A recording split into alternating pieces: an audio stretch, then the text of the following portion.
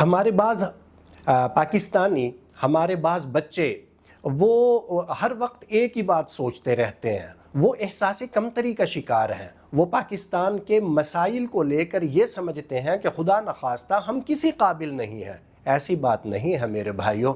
منزل وہ کون سی ہے جو ہو تجھ سے اجنبی، کس راہ شوق میں تیری گرد سفر نہیں، مجھ کو یہی تو غم ہے کہ تو خود نگر نہیں، گم کردہ راہ تجھ سا کوئی راہ بر نہیں، روندے گئے تھے جو تیرے قدموں سے بار بار، اے سادہ لوح کیا یہ وہی بحر و بر نہیں، تھا روشناس کون تمدن کے نام سے، ہے کون ارتقاء کا سبب تو اگر نہیں۔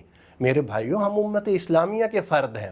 اللہ تبارک و تعالیٰ نے ہمیں سرکار دو عالم صلی اللہ علیہ وسلم کی امت میں پیدا کیا۔ ہمارے اللہ نے ہمیں سرکار دو عالم صلی اللہ علیہ وسلم کا غلام بنایا۔ اس غلامی کے صلے میں اللہ تبارک و تعالیٰ نے دنیا کی قیادت کا تاج ہمارے سر پہ رکھا ہے، اور انشاءاللہ ثم انشاءاللہ اس کا یہ وقت آ گیا ہے کہ ہم ثابت کریں کہ دنیا کو اگر کوئی لیڈ کر سکتا ہے تو وہ امت اسلامیہ کر سکتی ہے، اور امت اسلامیہ کو اگر کوئی لیڈ کر سکتا ہے تو وہ انشاءاللہ پاکستان ہے۔